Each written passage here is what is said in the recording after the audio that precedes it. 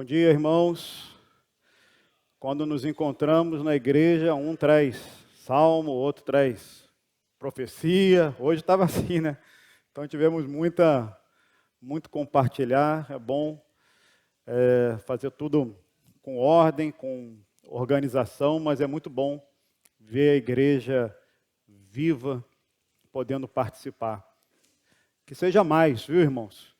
Se o Senhor, num momento como esse, colocou no teu coração uma palavra de testemunho, uma palavra profética, procure os irmãos que estão coordenando a reunião para que haja um julgar de Deus, mas quem sabe não possa também ser compartilhado. Amém?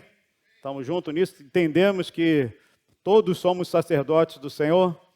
Amém? Aleluia. Queridos, de fato, vivemos debaixo do mesmo Espírito. Quando estamos atentos, e é muito precioso quando a gente começa a ver as conexões, seja nos louvores, seja na palavra de um irmão, de outro, uma conexão, uma costura do Espírito Santo para comunicar algo para nós. Então, me sinto encorajado aqui desde o início, com o falar do Senhor através de Salomão, logo no iniciozinho, não sei, acho que não todos estavam aqui, mas trazendo esse encargo, e eu quero entrar nesse flow do Senhor, para que a gente possa crescer diante dele.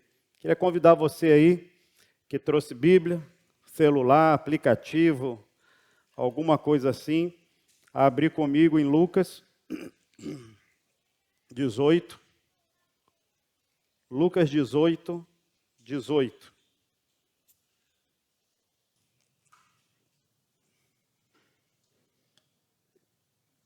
Lucas 18, 18. Todo mundo abriu aí?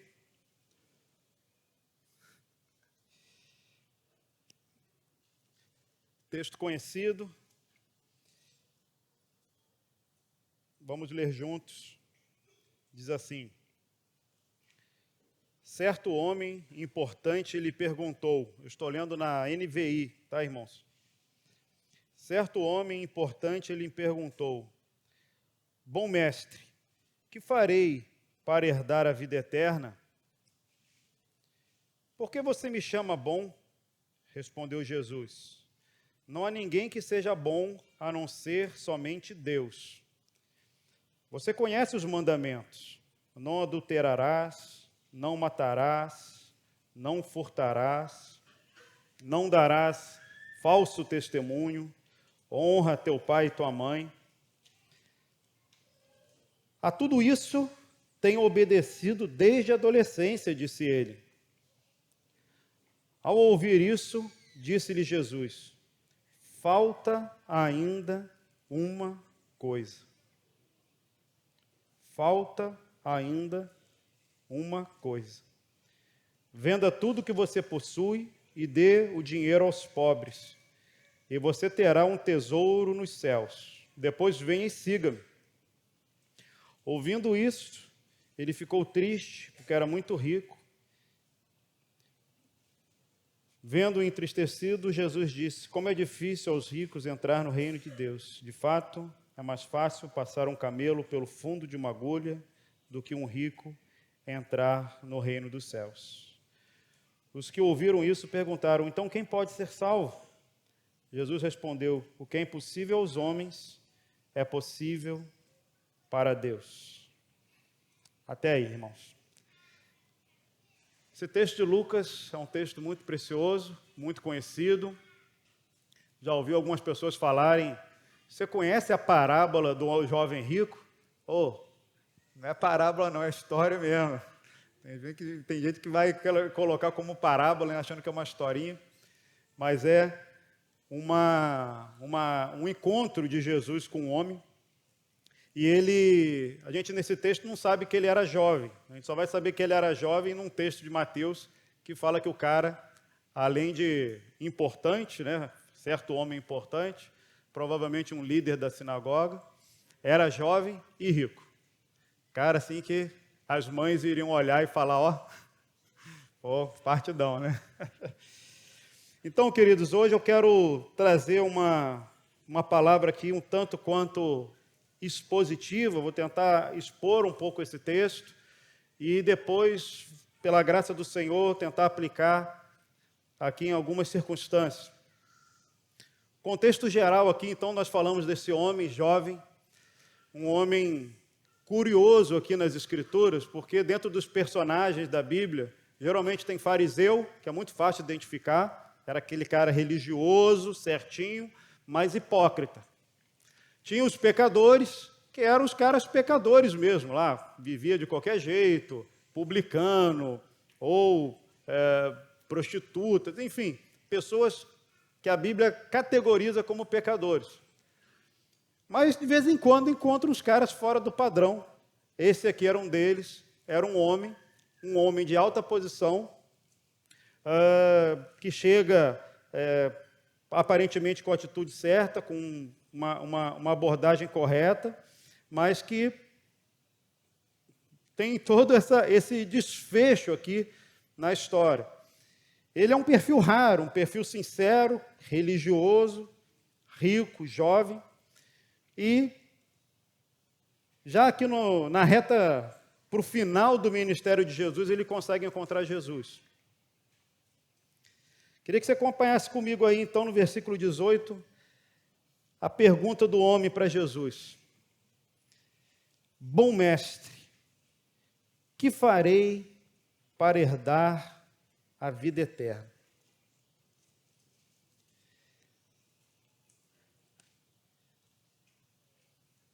Irmãos, eu tentei dividir um pouco aqui essa nossa palavra em 4 pontos. E primeiro destaque que eu quero dar para você é o seguinte: ninguém consegue bajular Jesus. Ninguém consegue chegar para Jesus e dar sabe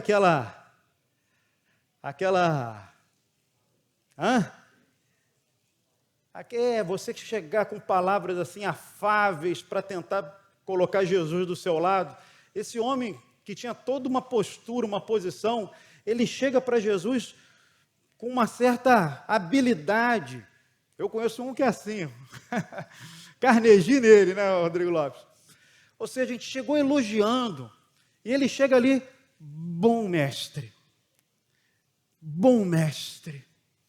o que eu posso fazer para herdar a vida eterna? Irmãos, nunca se achegue diante de Jesus com essa atitude, porque você não sabe o que te espera. Jesus de cara, daquele jeito de Jesus, que absolutamente que não pode ser manipulado, que não pode ser conduzido. Ele chega e fala assim: por que você está me chamando de bom? Bom só tem um, que é Deus. Aí eu pergunto para vocês, mas Jesus é Deus? Jesus não é Deus? Por que Jesus fez assim então? Por que ele colocou essa barreira, ele colocou esse impacto logo de cara para esse homem? Eu vou colocar algumas das minhas impressões aqui para vocês. Irmãos, quando esse homem se aproxima de Jesus com esse coração de manipulação, bajulativo, tentando... Jesus já começa ali a exercer o seu ministério cheio do Espírito Santo, com discernimento de espírito. E ele percebe que naquele homem não havia naquele homem a percepção de que ele era o Messias, muito menos de que ele era Deus. Então aquela palavra na boca daquele homem não cabia. Vocês entendem? Aquele homem chega para Jesus, mas não fazia o menor sentido ele chamar daquilo. Bom mestre. Aí Jesus fala assim: peraí, por que você está me chamando de bom? Bom só existe um, que é Deus. Como é que você acha que você pode aqui, então, me colocar num patamar, quando na verdade você não me atribui esse valor? Não há ninguém que seja bom a não ser Deus.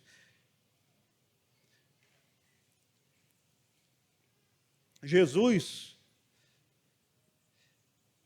não era o bom mestre dele. Percebe? Jesus não era o bom mestre daquele homem. E quando aquele homem então chega para achar que pode se colocar numa situação de influência sobre Jesus, Jesus já lê o espírito dele, percebe, discerne o seu coração, vê que naquele coração não há aquela percepção real de quem era Jesus. E aí eu fico pensando,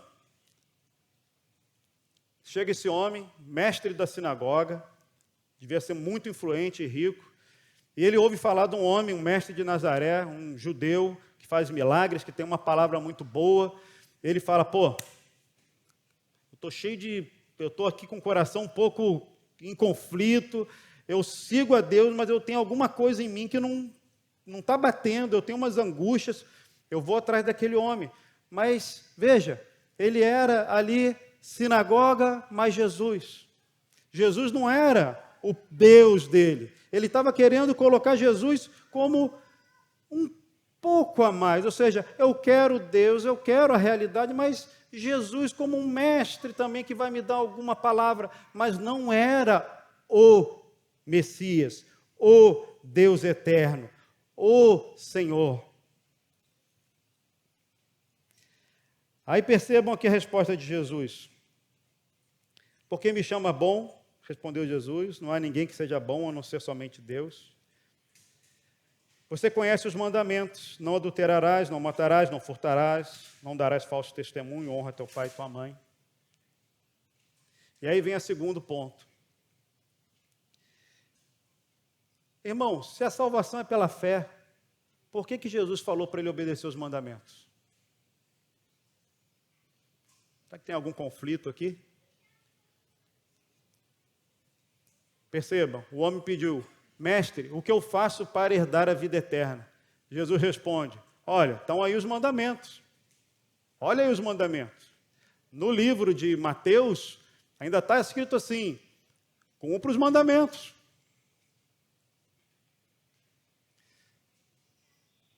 Parece aparentemente um conflito para nós que estamos tão impregnados de que nós nos justificamos pela fé em Cristo. Mas veja, queridos, todo encontro de Jesus começa na superfície até conseguir chegar no alvo dele. Qual foi a superfície que Jesus apontou? Ele falou, você quer a vida eterna? Cumpra os mandamentos. Não é essa a realidade? Quem cumpriu todos os mandamentos? Jesus. Se fosse capaz de se cumprir todos os mandamentos, você vai ter a vida eterna.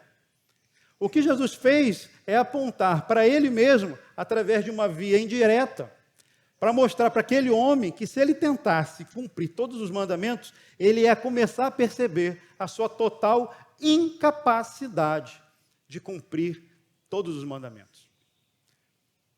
Mas tem alguns detalhes aqui. Primeiro, Jesus não fala para o cara o seguinte, porque o homem fala para Jesus, isso eu cumpro desde a minha adolescência, desde a minha tenridade, eu cumpro, desde os 13 anos eu estou lá, fervoroso. E Jesus não fala para ele, mentira, você não é assim não, você errou. Não, Jesus não fala isso. Por quê? Provavelmente, aquele homem cumpria aqueles mandamentos exteriores.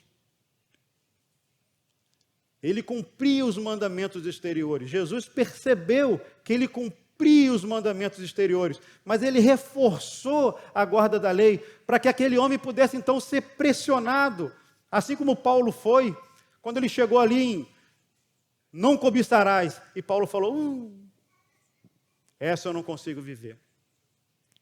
Mas então Jesus tenta apertar ele, tenta apontar para que ele veja os mandamentos. Jesus aponta para Êxodo, aponta para Deuteronômio. Jesus ele traz toda essa, ele não rompe com a tradição, com a palavra do Senhor ali através de Moisés e dos profetas. Ele volta ali para Êxodo, ele volta para Deuteronômio, traz os 10 mandamentos para aquele homem e fala, olha, esses são os mandamentos. E o homem fica meio chateado, porque falou, poxa, eu crente que o mestre ia trazer alguma coisa nova, e ele volta com essa história dos mandamentos. Então Jesus começa ali, tentar quebrar a casca daquele homem. Não sei se vocês lembram, mas essa mesma pergunta foi feita em outra ocasião, em Lucas mesmo, Lucas 10. Dessa vez um escriba que tentou provar Deus, provar Jesus, tentar fazer uma pegadinha com Jesus. Gente, vai por mim. Não se acheguem diante de Jesus com alguma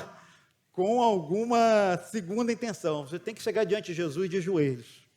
Esse que veio tentar Jesus, para saber se ele pegava ele alguma palavra errada, ele chegou também com muita, Senhor, querido Deus, chegou ali, que farei para herdar a vida eterna?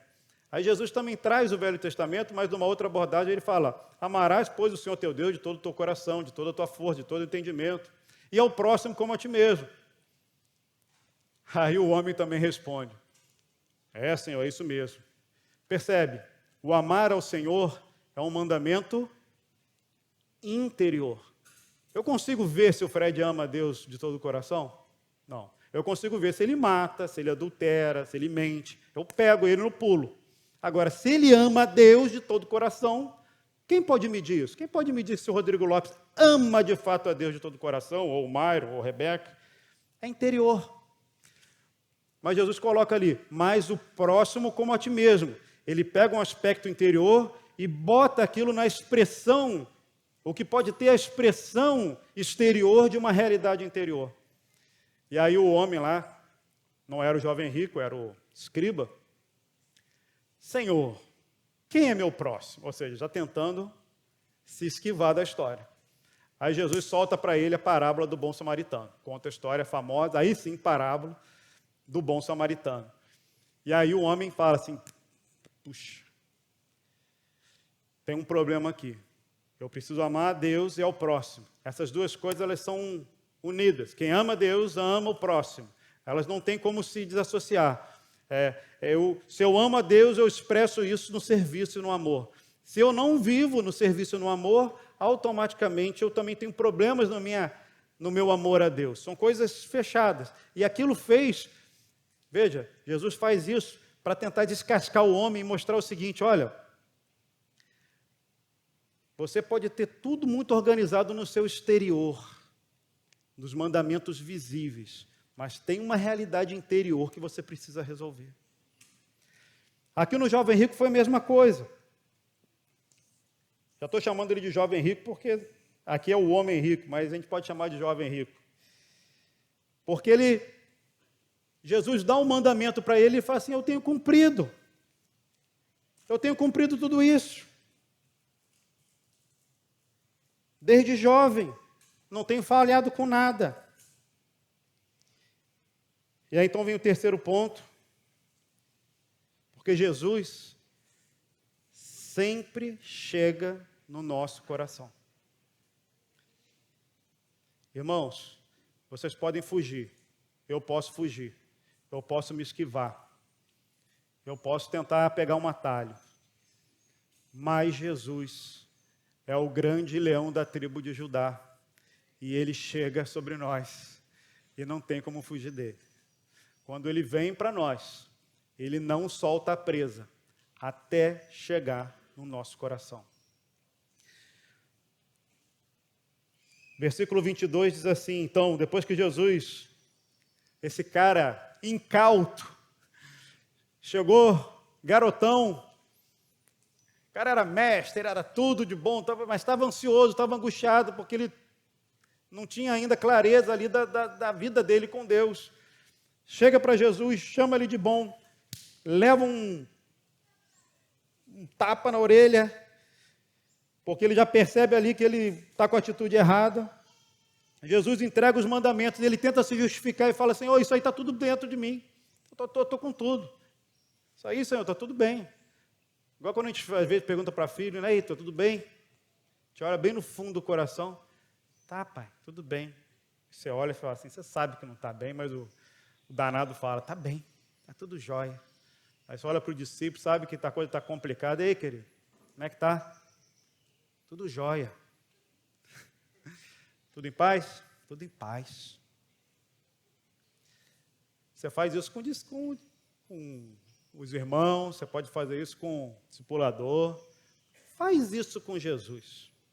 Jesus vai te chamar. Vem cá. Chega assim e fala para ele, está tudo bem, Jesus. Tenta fazer isso.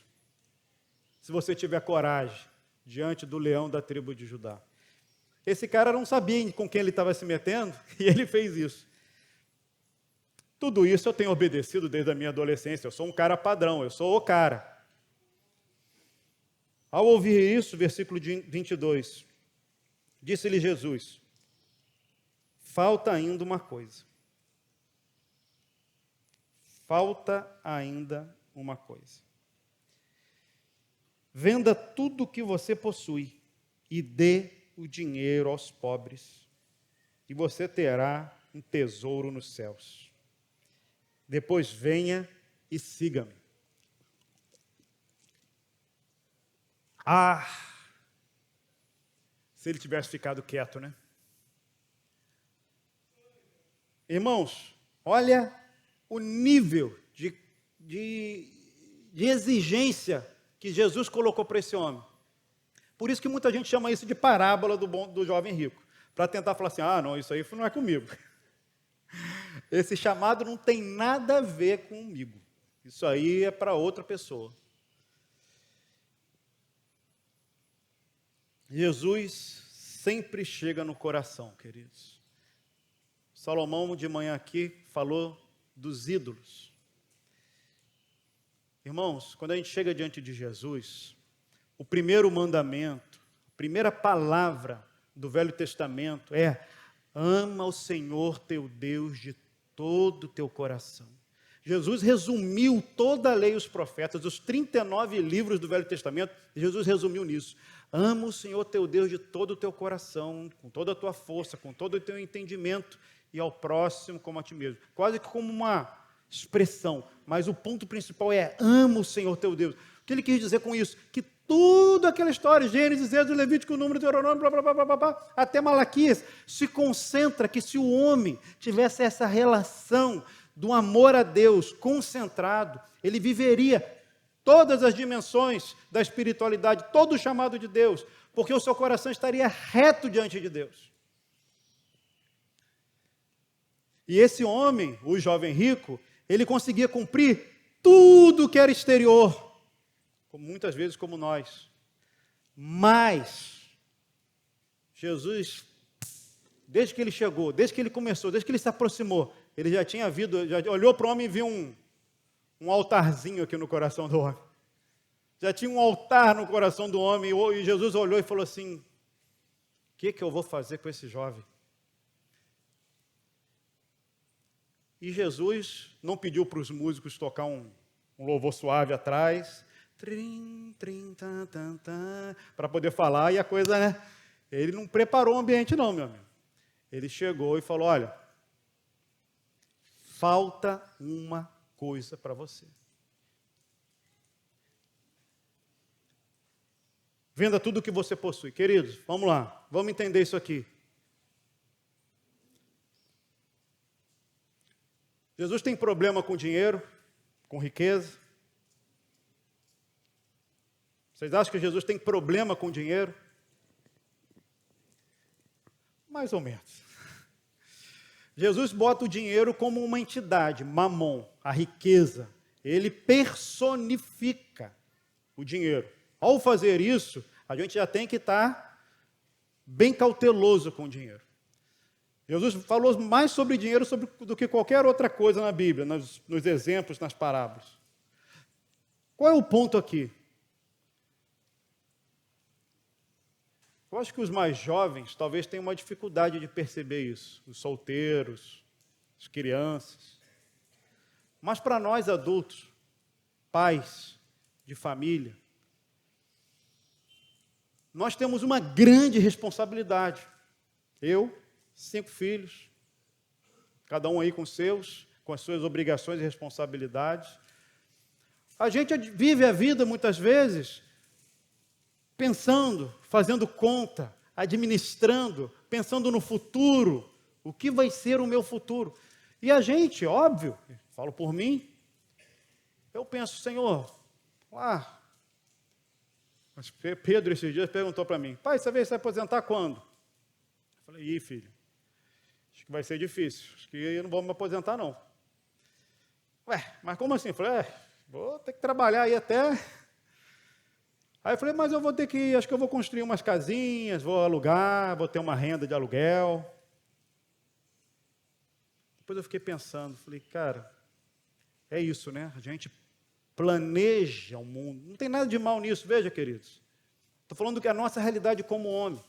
Nós nos organizamos, nós trabalhamos, nós recebemos dinheiro, recurso, e com isso nós confiamos, descansamos na segurança das riquezas, da aposentadoria, do serviço público, de um dinheirinho reservado, no INSS. Nós descansamos nas provisões humanas. Essa é a realidade. Esse jovem rico, ele era rico. Mas, novamente, não é problema de ser rico, não. Pobre também faz isso. Pobre que eu digo é qualquer um.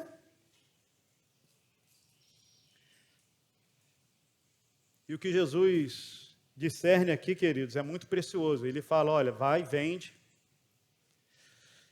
dá para os pobres, ou seja, não era nem para dar, deixa, vai o seguinte, vai vender, vai deixar tudo com a tua irmã, e vai vir me seguir. Não, dá para os pobres, ou seja, não tem mais volta. O negócio caiu na chapa quente. Perdeu. Pô, mas você vai viver do quê, meu amigo? Agora você vai fazer o seguinte, você vai me seguir. Mas quem é você? Eu sou o mestre de Nazaré. E como é que é esse esquema? É o seguinte, a gente tem uma trupe aqui de uns 12, de uns 30, e a gente sai andando pelas vilas, a gente come com o que tem, a gente dorme aí onde dá, a gente não tem casa, mas eu sou o respeitável líder da sinagoga, como que eu vou fazer isso? Irmãos, os nossos ídolos nos controlam. Calvino falou que o coração do homem é uma fábrica de ídolos. Dos mais novinhos, aos adolescentes, aos velhos, nós temos uma capacidade de criar em nosso coração. Um parênteses aqui. O judeu, querido, desde a destruição do templo, ali da grande destruição do templo, ele sofreu muito, né? Se vocês leem ali Lamentação de Jeremias, alguma parte de Jeremias, o cerco que Nabucodonosor fez foi terrível. As pessoas não tinham o que comer, comia filho um do outro, era o caos. Foi muito. O rei, não sei se foi o Joaquim, o Nabucodonosor matou os filhos e depois furou os olhos para falar assim, a última coisa que você vai ver são os seus filhos morrendo. Então ele botou o cara ali, vai lá, mata o filho, flac, mata o outro, flac, tá, agora fura o olho dele. Tipo, caraca, vai ter que viver a vida inteira com a imagem dos filhos mortos, viver acorrentado. Destruição de Jerusalém por causa da idolatria.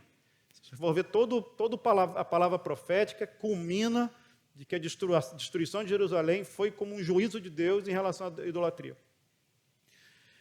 E aí então o judeu aprendeu que esse negócio de ídolo não tem jeito. Não tem jeito. Até que eu descobri um texto em Ezequiel 14, que os sacerdotes chegam diante de Deus e Ezequiel está junto. Aí Deus, o Espírito de Deus, dá uma palavra, você vê os dons funcionando, né? Uma palavra de conhecimento para Ezequiel. Ezequiel discerne o coração dos sacerdotes. Depois leem lá Ezequiel 14. E Deus fala assim para Ezequiel, vocês estão vendo? Eles estão chegando diante de mim, mas eles estão com ídolos no coração. Eles estão cheios de ídolos, e eles estão chegando diante de mim, o que eu faço? Deus falando para Ezequiel. Aí tem todo o desenrolar. O fato é, queridos, que nós hoje, você vê aqui, pela graça de Deus, não tem nenhuma imagem, nenhuma Mariazinha, nenhum nada. Não tem nenhuma imagem, nós não adoramos imagens. Se pegar qualquer evangélico, não vai ter nenhuma imagem, nenhum cristão, nem o católico carismático hoje tem imagem. Não queremos imagens. Se você falar com um católico também mais piedoso, ele vai falar assim, não, também não quero saber de imagem, sabe, que quando tem isso aqui é só para uma referência e tal, nós não adoramos imagem. Ok, nós não temos imagem, mas e o nosso coração? E esses ídolos do coração, Salomão colocou muito aí.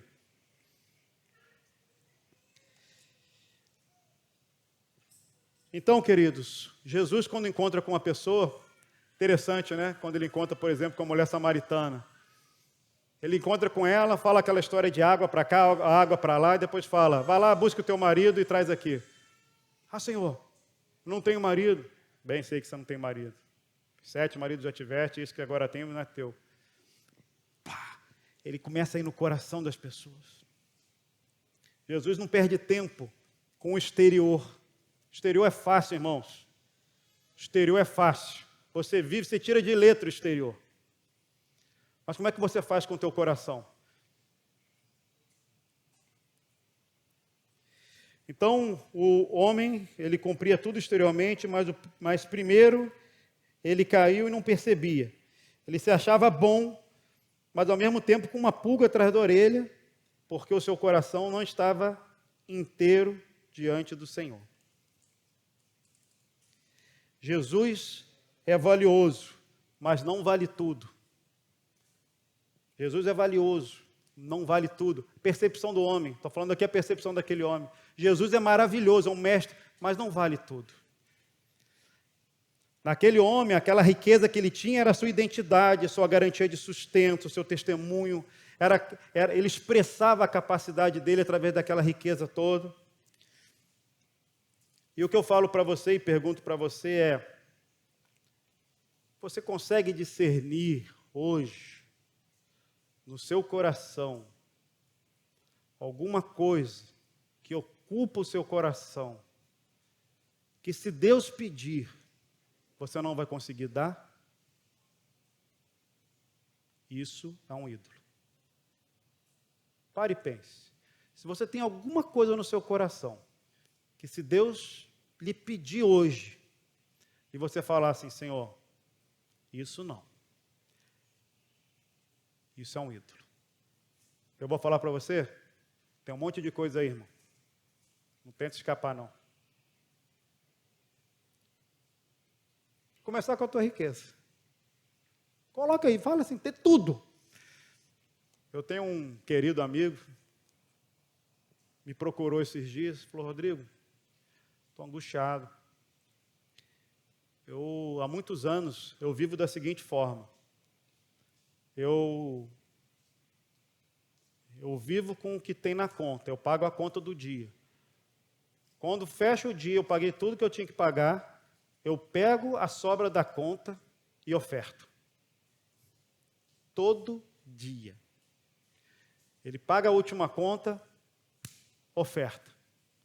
Ele falou, e o dia seguinte? Ele falou, o Senhor provê. Eu falei, mas esse cara, como é que ele faz? Ele vivia assim durante muito tempo. Ele viveu assim, confiando no Senhor totalmente, ele e a esposa.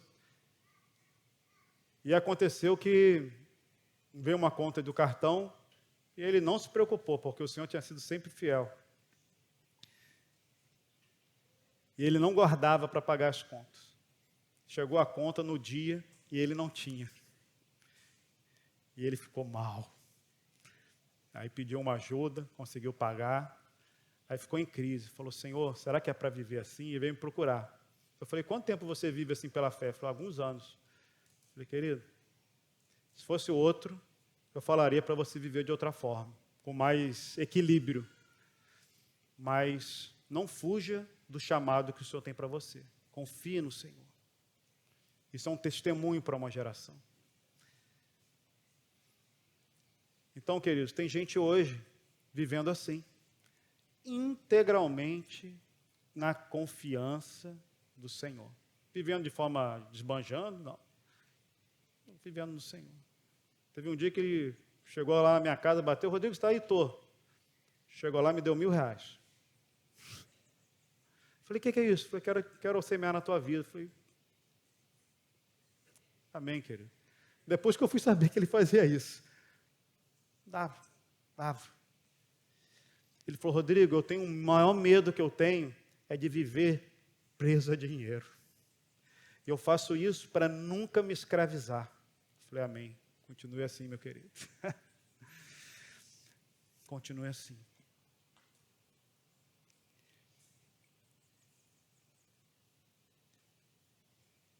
Meus queridos,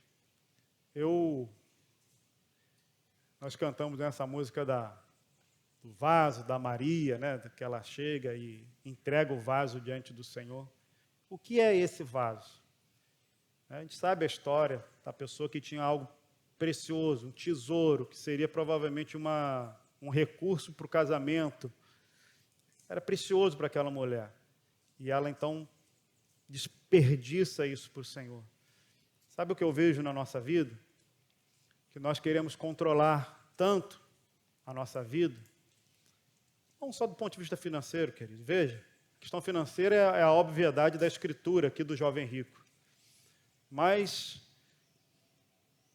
o nosso coração, ele vai criando muitas... Eu vou tentar dar um exemplo comigo, na minha conversão. Eu encontrei até um amigo aí, ontem, um ex-aluno do colégio militar, que também tinha sido expulso. E que também era pastor. Falei, pô, estamos ligados aí, meu amigo. E eu lembrando, né, da minha vida de jovem, adolescente, 15, 16 anos, eu não tinha dinheiro, pelo contrário, era um favelado danado. Dava com roupa emprestada, dinheiro dos outros. Roubava um dinheirinho aqui, um dinheirinho acolá, dos mais novos. Mas o que eu prezava? Qual era o meu tesouro? A minha reputação. Eu era aquele cara, aquele personagem, o Lágio. Que era o falastrão, que era o piadista. Aquela imagem era tudo que eu precisava manter. Tudo que eu queria, a coisa mais preciosa para mim era como as pessoas me viam. E falavam, pô, aquele cara é mó maluco, aquele cara é doido. Eu adorava isso. Eu gostava quando eu falava para os outros que eu era crente. Eu gostava de falar isso, porque meus pais eram crentes. Eu falava, eu sou crente. Aí, você é crente, kkkk. E eu falava, poxa, a minha imagem era muito preciosa. Eu lembro um dia que eu era interno no colégio, estava numa escadaria assim, e aí tinha os crentes da escola. Gente, crente no ambiente militar é crente mesmo. Não é barro, meio tijolo, não. Os caras... É tanta zoeira, é tanta confusão, é tanta maluquice que o cara ali...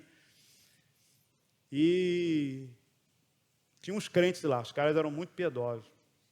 E eles sabiam que eu tinha uma herança familiar e tal, e de vez em quando eles tentavam pregar e tal, e falavam comigo. Eu lembro que eu estava numa escada, e eles me chamaram, Laje, nós vamos fazer uma reunião. E o que eles representavam era tudo que me era ofensivo.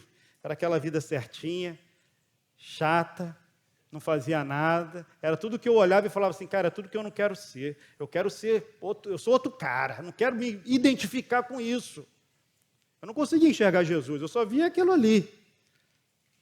E aí eles me chamaram, eu sabia que aquilo era o certo. Eu sabia que aquilo era para mim. E aí, do outro lado... Parece até filme, né? Do outro lado tinha os meus amigos me chamando para ver filmes indecentes, vamos dizer assim, no Grêmio do colégio. Laje, larga isso aí, vamos começar a ver os filmes. Aí eu ali, 15 anos, os crentes e o filme. Mas aquilo ali, eu não queria me identificar, eu não queria perder essa imagem. Aí o que eu fiz? Crente, tchau, vou para cá. O Senhor começou a mexer comigo, falar comigo. Eu só fui depois, lá na frente, ter a influência do Espírito Santo suficiente, o poder de Deus na minha vida suficiente para eu romper com essa minha idolatria que eu tinha, dessa imagem que eu precisava romper, de me identificar completamente com o Senhor e esquecer aquela velha vida. Então, não tem nada a ver com dinheiro necessariamente. Tem a ver, às vezes, com imagem. Tem a ver com opiniões, tem a ver com família, tem a ver com filhos, tem a ver com aquilo que você coloca no seu coração e fala, isso aqui é precioso, com expectativas de futuro. Não, a minha vida, tudo que eu tenho de mais precioso é aquilo que eu planejo do que vai acontecer. E o que eu quero dizer, queridos, é o seguinte: nós não conseguimos avançar diante de Jesus com o nosso coração misturado com estas coisas. Enquanto o nosso coração tiver, por mais sincero que seja, porque esse homem era sincero, mas com concorrência dentro, o Senhor não pode te conquistar. O Senhor não pode avançar na sua vida. Então, coisas que você espera no reino de Deus que não avançam, eu digo para você, não avançam porque o seu coração hoje está com coisas que o Senhor te pede. E o Senhor te fala, uma coisa te falta. Eu não sei o que é, mas eu falo para você, uma coisa te falta. Falta você entregar uma coisa para o Senhor. Falta você entregar algo para Deus. Enquanto você não entrega, você não tem liberdade. Enquanto você não entrega, o Senhor não encontra espaço no seu coração. Enquanto você não entrega, você não encontra poder espiritual na sua vida. Você precisa de fato ter uma rendição. E eu falo para mim mesmo.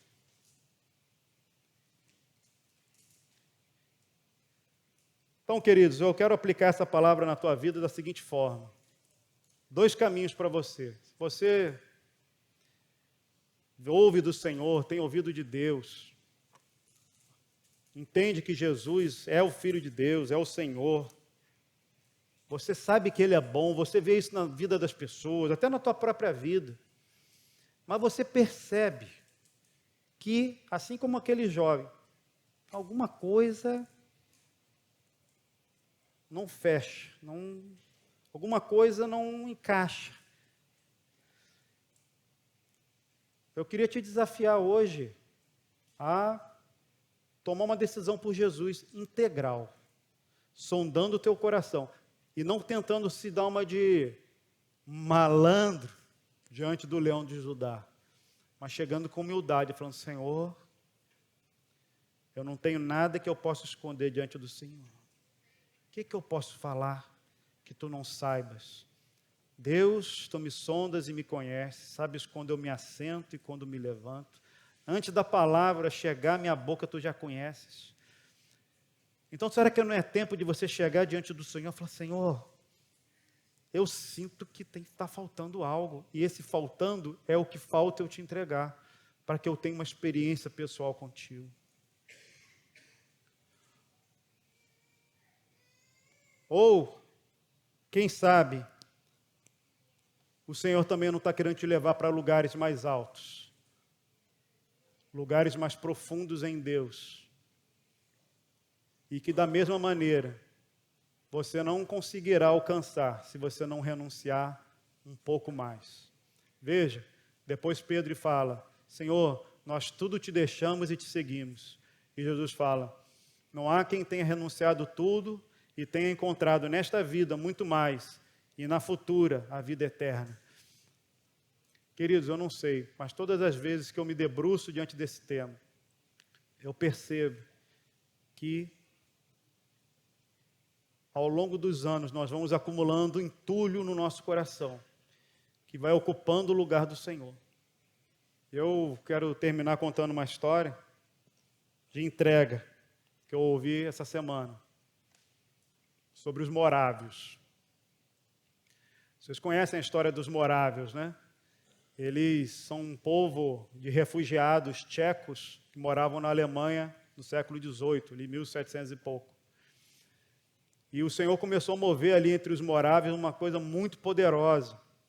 E eles começaram então, através de um conde que abriu as terras ali para aqueles refugiados, conde Zinzendorf, eles começaram um movimento de oração. Eles faziam escalas de oração durante 24 horas, 7 dias por semana, se juntavam de 2 em 2 e começaram a orar, e essa reunião de oração durou 100 anos. E durante esse período, principalmente no início, aquele mover de oração foi gerando uma explosão de evangelismo. E eles saíram para evangelizar o mundo inteiro. E eles mandaram os jovens todos da comunidade para todos os rincões do mundo. Há relatos de alguns que tentavam ir para alguns lugares remotos, não conseguiam, e eles não tinham dinheiro, então eles se vendiam como escravos para ir nos navios de escravos para poder pregar o evangelho. Então o conde Zinzendorf, ele encontra com um povo, que era o povo dos esquimós. Ele encontra com alguns esquimós, não era no Alasca, mas encontra em alguma região, e prega para esses homens, e alguns se convertem e falam, olha, nós precisamos de missionários no Alasca. Nós precisamos de homens que cheguem aqui e falem do Senhor para nós, que nós não temos ninguém. Isso em 1700 e pouco. E aí então o conde Zinzendorf volta para a Morávia, chega lá na terra dele, já tinha tido um movimento muito grande de envio de missionários, então não tinha mais ninguém. Todos já tinham sido enviados. E aí ele pensa, e agora, quem que nós vamos enviar? Aí tinha um homem lá, que é conhecido como o oleiro, era o cara que fazia vaso da comunidade, era um cara de meia idade. Ele não tinha casado, não tinha filhos. Não sabe se era viúvo, o que era a posição dele. O fato é que ele não tinha família, ele era um oleiro, não se sabe o nome dele. E o conde Zinzendorf chama ele e fala, meu amigo, vem aqui. Ele chega e fala, o que foi? Seguinte, eu conversei com os esquimós e eles precisam de missionários. E o Senhor me inclinou aqui a convocar você para ser essa pessoa. Você se dispõe a ir para o Alasca? Eu não sei onde é, mas é longe, é frio. Mas preciso de pessoas para ir, só que tem um problema. Nós não temos mais ninguém na comunidade, você vai ter que ir sozinho. E tem mais um problema. Nossos recursos todos acabaram. Não temos mais recursos. Então, você não vai ter o sustento garantido. Você vai ter que ir fazendo os seus vasos no caminho da Alemanha até o Alasca, para você chegar lá e pregar. Ele falou, tá bom. Aí ele pegou para o conde e falou, posso orar por alguns minutos? Aí o conde falou, pode. Ele orou. O conde, se eu tiver um par de sandálias, eu vou. Aí o conde conseguiu lá um calçado e falou, toma esse calçado, amanhã de manhã nós conversamos para organizar aí a sua viagem. No outro dia de manhã, chega o conde Zinzendorf para esse homem, chega lá, cadê o homem? Ele já tinha saído, irmãos. Tem alguns relatos que se contradizem, uns falam que ele foi até mesmo descalço, que no final das contas não tinha, mas a gente não sabe exatamente como foi, o fato é que ele foi com o que pôde, com o que ele juntou, sem sustento, sem companheirismo, sem nenhum tipo de cobertura, e ele foi responder um chamado. E tinha mais um detalhe que o conde chamou para ele e falou, tem mais um detalhe, provavelmente você nunca mais vai voltar. Então você vai sem dinheiro, sem companheiro, e provavelmente você nunca mais vai voltar. Esse homem foi, anunciou o evangelho no Alasca, depois muitos relatos de conversão entre aquele povo, e hoje, irmãos, 50% de toda a população esquimó do Alasca serve Jesus. 50%. Por causa de um homem, que tinha coisas no coração, assim como eu e você, que diante de um desafio ele falou, eu vou. Não sei se ele tinha planos, se ele tinha sonhos, o que ele tinha, o fato é que ele foi. E a expansão do reino de Deus durante centenas de anos perdura. E a gente vai chegar no céu um dia, a gente não vai saber o nome dele, a gente vai querer saber, cadê o oleiro? Cadê o oleiro? E vai ver um homem ali, que a gente não sabe quanto tempo ele conseguiu viver no Alasca, para pegar o evangelho. Irmãos, uma coisa te falta. Eu quero te desafiar a sondar o teu coração, a colocar o teu coração diante de Deus, porque eu sei que nós buscamos ao Senhor, queremos viver uma vida de integridade com Deus, e que eventualmente nas externalidades estamos bem, mas só o Espírito Santo que comunica o nosso coração. Eu te desafio agora a fechar os seus olhos, a colocar isso, olhar para dentro de si mesmo, falar: Senhor, o que, Senhor? Uma coisa me falta, uma coisa te falta, o quê? Senhor, eu não quero nada que impeça, eu não quero nada que roube o manifestar da Tua glória na minha vida. Eu não quero nada que impeça que eu de fato viva a vida eterna. Eu não quero ser um meio discípulo, eu não quero ser um convencido do Evangelho, eu não quero ser uma pessoa que conhece algumas coisas, eu sei que me falta, Senhor, e agora eu quero entregar isso para o Senhor, eu quero romper, Senhor, eu quero te entregar, eu quero romper, quero entregar completamente a minha vida para Ti, quero entregar todos os meus sonhos para Ti, eu quero entregar o meu futuro para Ti, eu quero entregar o meu passado para Ti, eu quero entregar o que é precioso para Ti, e te dizer: eis-me aqui, Senhor, eis-me aqui. O Senhor é o bem mais precioso. Você é capaz de dizer que o Senhor é tudo para você? Nós cantamos: Tu és tudo para mim. Jesus é tudo para você? Jesus é tudo para mim? Ô Senhor, nós colocamos nosso coração diante de Ti, diante da Tua palavra. O Senhor falou isso há 2000 anos atrás com esse homem. E o Senhor continua falando conosco hoje. O Senhor é aquele o mesmo ontem, hoje e o será para sempre. Senhor, o Senhor conhece o nosso coração, o Senhor conhece nossas mazelas. Nós não ousamos retrucar diante do Senhor. Nós não ousamos, Senhor, diante de Ti levantar que fazemos isso, fazemos aquilo, que somos isso, que somos aquilo.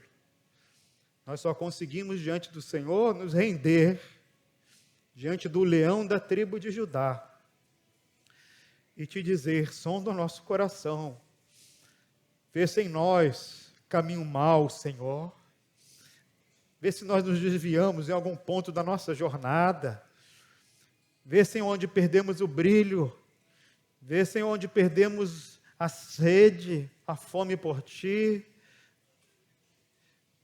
vê, Senhor, onde a nossa confiança foi abalada e nós nos sentimos cada vez mais necessários de uma mão forte para nos garantir o nosso sustento, a nossa jornada. Senhor, onde que perdemos a confiança em Ti, Senhor? Oh, Jesus, nós nos aproximamos de Ti, com o coração humilde na Tua presença. Sonda-nos, Senhor. Sonda-nos, Senhor. Sonda-nos, Senhor. Envia a Tua luz e a Tua verdade para que nos guiem e nos levem ao Teu santo monte. E o que o Senhor disser para nós, nós queremos fazer. Nós queremos fazer. Do menor ao maior. Senhor, fala conosco hoje, fala conosco ao longo desses dias, fala conosco ao longo dessas semanas. Nós queremos viver para Ti integralmente, Senhor.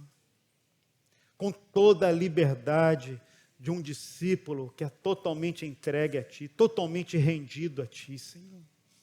Sem meias conversas, sem meias verdades, sem mais ou menos na nossa vida, não, Senhor. Chega de mais ou menos.